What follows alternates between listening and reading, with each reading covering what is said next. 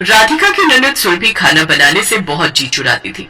जब भी खाना बनाने की बात आती, सुरभि कोई न कोई बहाना करके रसोई से दूर हो जाती। सुरभि, ओ सुरभि, जा थोड़ा रसोई में देख ले, तेरी भाभी बाजार गई है।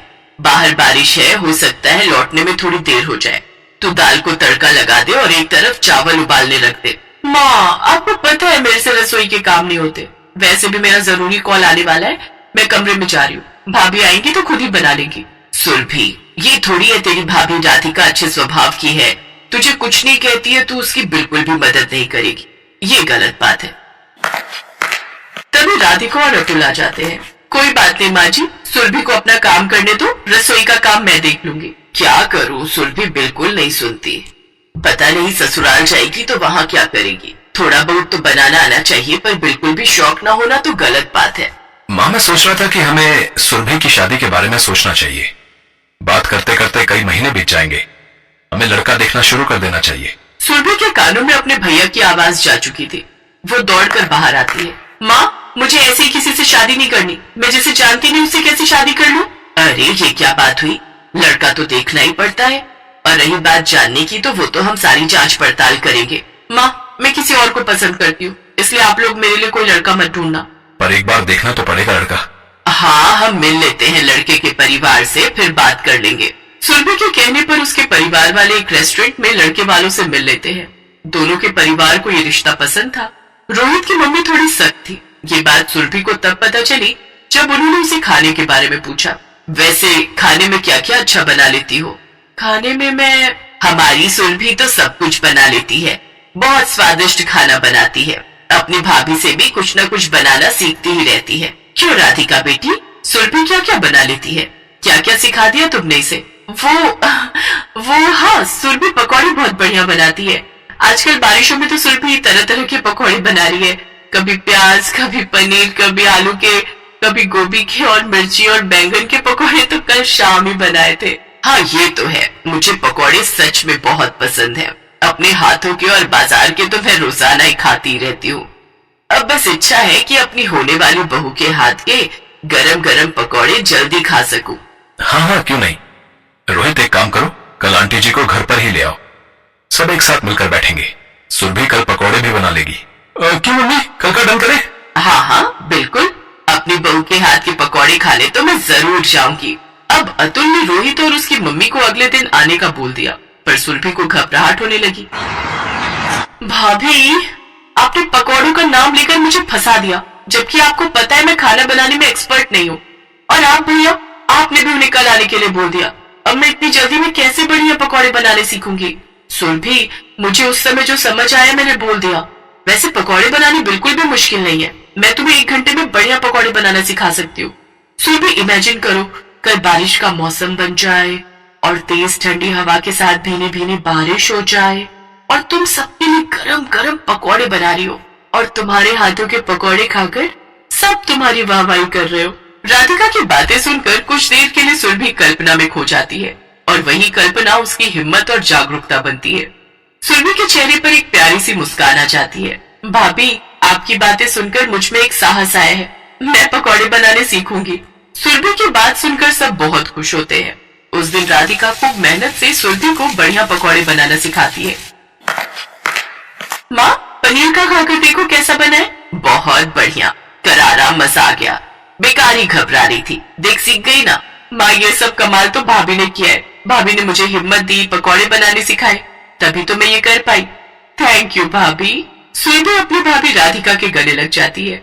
सब अगले दिन की तैयारियां करने लगते हैं। अगली सुबह जब सब सोकर उठे तो मौसम बहुत सुहावना था।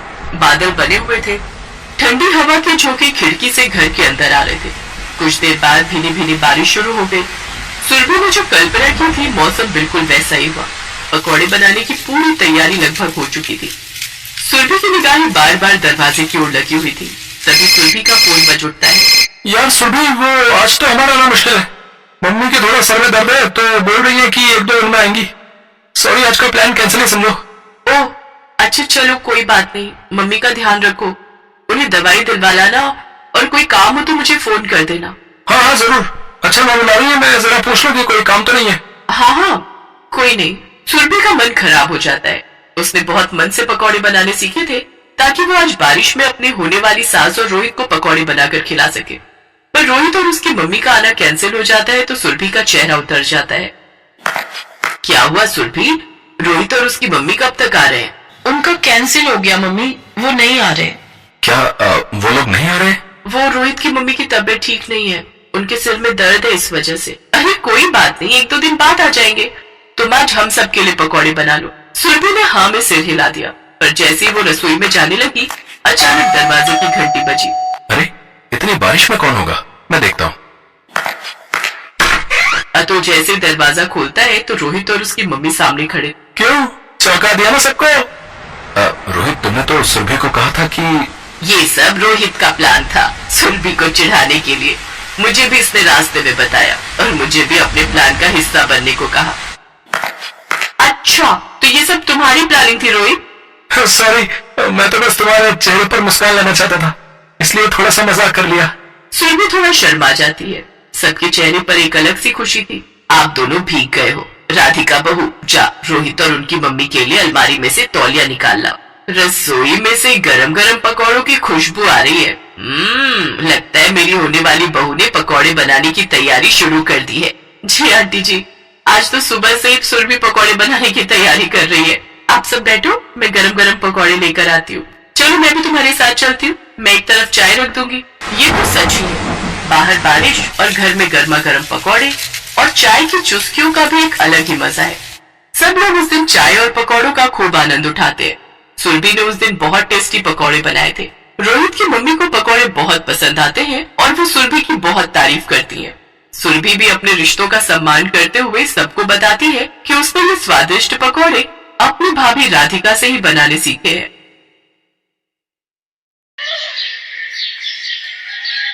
मनोहर पानीपुरी का ठेला चलाता था। उसकी एक 4 साल की बेटी थी और पत्नी शोभा दोबारा गर्भवती थी।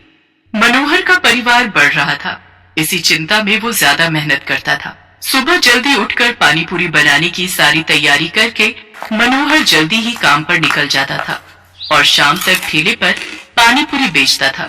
मनोहर की पानीपुरी लोगों को बहुत पसंद थी, इसलिए ग्राहक भी आ ही जाते थे।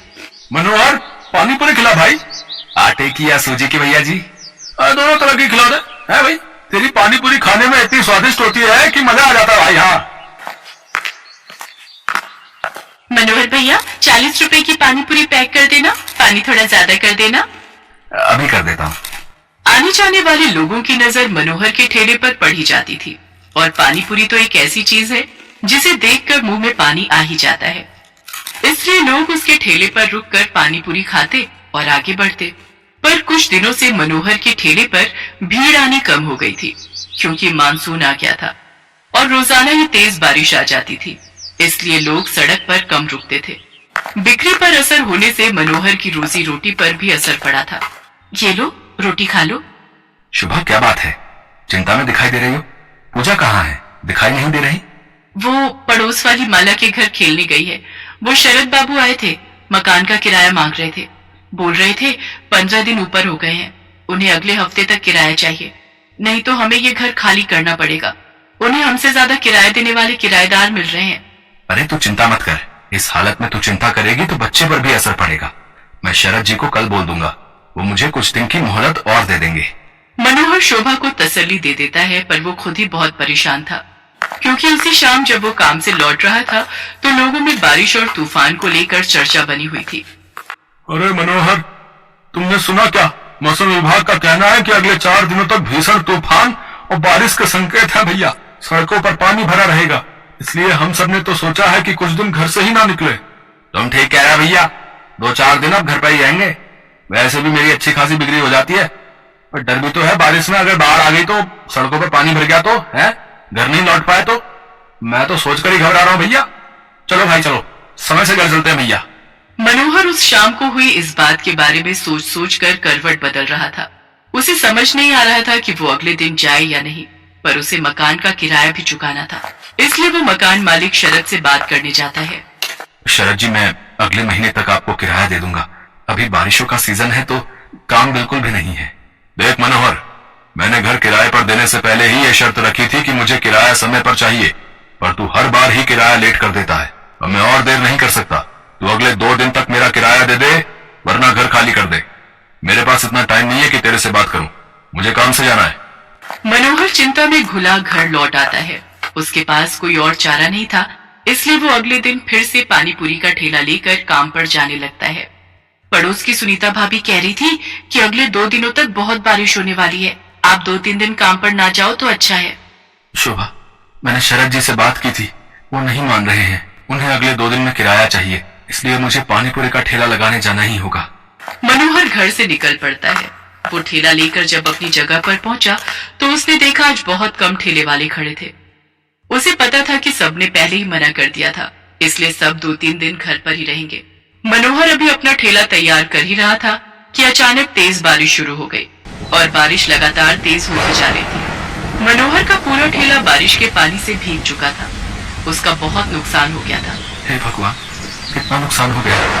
सोचा था आज थोड़ी कमाई हो जाएगी तो किराए के थोड़े पैसे देकर शरद जी को संभाल लूंगा, और अब क्या करूं। आज तो 1 पाई की भी कमाई नहीं हुई।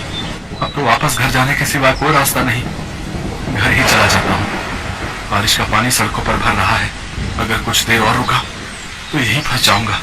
मनोहर अपने ठेले को अभी लेकर जा ही रहा था कि अचानक से एक गाड़ी तेजी से आती है और सड़क पर फिसलती हुई एक पेड़ से टकरा जाती है। अचानक हुए ऐसे हादसे से मनोहर दंग रह जाता है।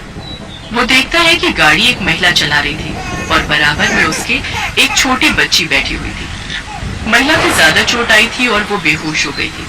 बच्ची को खरोंचे आई थी और वो दर्द से रो रही थी। मनोहर उनके पास जाता है और रोती हुई बच्ची को गोद में उठा लेता है। लोग उसका साथ देने से मना कर देते हैं। हे भगवान, न जाने ये कौन है। चुप हो जा बेटिया, इसके तो हाथ पर चोट आई है। अगर इन्हें कुछ ही देर में अस्पताल नहीं ले गए तो अनर्थ हो जाएगा। ए भैया, जरा ऑटो रोको। ए भैया, आओ भैया, जरा गाड़ी रोको। कोई रोक ही नहीं रहा। कोई भी मदद करने को तैयार नहीं हो रहा है। मैं इन दोनों को इस हालत में यहाँ मरने के लिए नहीं छोड़ सकता। मेरी आत्मा इसके लिए कभी हाँ नहीं कहेगी।